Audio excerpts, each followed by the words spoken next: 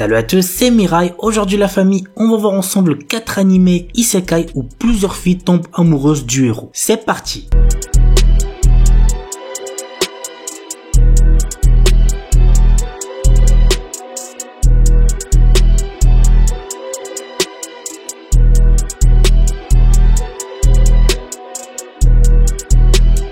Outbreak Company, un anime que j'ai trouvé sympa à suivre, plutôt drôle, mais qui reste quand même assez classique. Voici de quoi ça parle. Suite à la découverte d'un portail entre le Japon et le Saint-Empire Eldon, le gouvernement japonais a recruté le jeune Shinichi Kano comme ambassadeur afin de renforcer les relations entre les deux mondes. Ce dernier devra présenter et défendre la culture japonaise mondialement connue à travers les mangas, les animés et les jeux vidéo. L'anime a pour genre comédie, fantasy, romance, slice of life et pour thème autre monde, harem, otaku, parodie.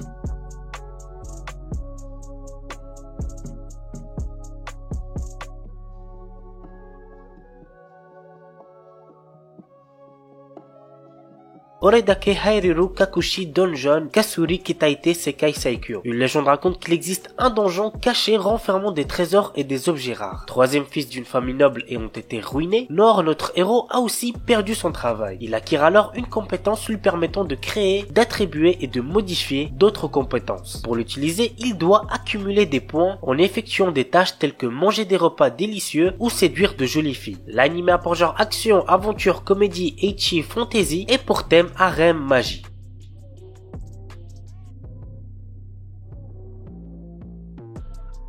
Tsukiga Mishibiku Isekai Doshu. Lycéen Misumi Makoto est appelé dans un monde de fantaisie par le dieu Tsukuyomi afin d'être un héros. Cependant, d'autres puissants de ce monde ne sont pas aussi ravis de le voir ici et ils l'envoient au bord du monde alors que Tsukuyomi déclare qu'il doit quitter Makoto pour trouver sa propre voie. Maintenant, tout dépend de Makoto et de ses choix. L'anime a pour genre action, aventure, comédie, drame, fantaisie et pour thème autre monde, dieu, déesse, dragon, magie.